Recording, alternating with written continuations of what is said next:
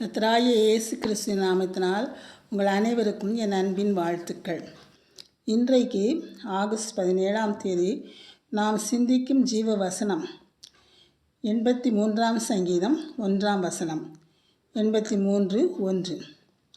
தேவனே மௌனமாயிராதேயும், பேசாமல் இராதேயும், தேவனே சும்மா இராதேயும். இது ஆசாபின் சங்கீதமாகிய பாட்டு. இங்கே அவர் 3 வேண்டுதல்களை கர்த்தரிடத்தில் வைக்கிறார்.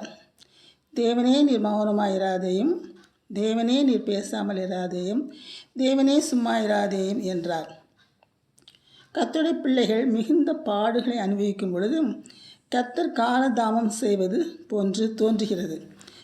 தனது பிள்ளைகளின் விசுவாசத்தை பரிசோதித்து விசுவாசத்தில் உறுதிப்படுத்தவும், யார் உண்மையாக தமது பக்கத்தில் இருக்கிறார்கள் என்று அறியவும், களைகளை போக்கத்தக்கதாக யாரெல்லாம் அப்படி களைகளாக நமக்கு இருக்கிறார்கள் என்று யாவரும் கண்டு கொள்ளும்படியாகவும் கர்த்தர் இருக்கிறார். ஆகவேதான் அவர் மௌனமாக இருக்கிறார், பேசாமல் இருக்கிறார், சும்மா இருக்கிறார். ஆனால் ஏற்ற வேளையிலே உதவி செய்வார். பவுலடியார்கள் கூறுகிறார், மனுஷனுக்கு நேரிட சோதனையே அல்லாமல் வேறே சோதனை நமக்கு நேரிடாது. தேவன் உள்ளவராய் இருக்கிறார். நமது திராணிக்கு தக்கதாக அவர் சோதிக்கப்படுவதற்கு அவர் இடம் கொடாமல், சோதனையை தாங்கத்தக்கதான சோதனையோடு கூட தப்பித்து கொள்ளத்தக்கதானபடியான போக்கையும் உண்டாக்குவார் என்று கூறுகிறார்.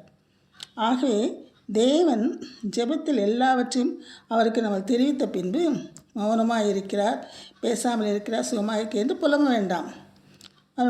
அவருடைய தீர்மானத்தின்படி அழைக்கப்பட்டவர்களாய் தேவனிடத்தில் அன்பு கூறுகிறவர்களுக்கு சகலமும் நன்மைக்கு ஏதுவாக நடக்கிறது என்று அறிந்திருக்கிறோம். ஆதலால் நாம் கர்த்தர் மௌனமாக இருக்கிறாரே, பேசாமல் இருக்கிறாரே, சுமாராக இருக்கிறாரே என்று அங்கலாய்க்க வேண்டாம். அவருக்கு நாம் நம் கஷ்டங்களை கர்த்தருக்கு தெரிவித்துவிட்டால் போதும். அப்பொழுது நமக்கு என்ன செய்வார்னா, எல்லா புத்திக்கும் மேலான தேவ சமாதானம் நம்முடைய இருதயங்களையும் நம்முடைய சிந்தைகளையும் கிறிஸ்து இயேசுக்குள்ளாக காத்துக்கொள்வார். ஆகவே நாம் தைரியமாக இருக்கலாம். சமயம் கிடைக்கும்பொழுது அவர் என்ன செய்வார்? நமக்கு உதவி செய்வார்.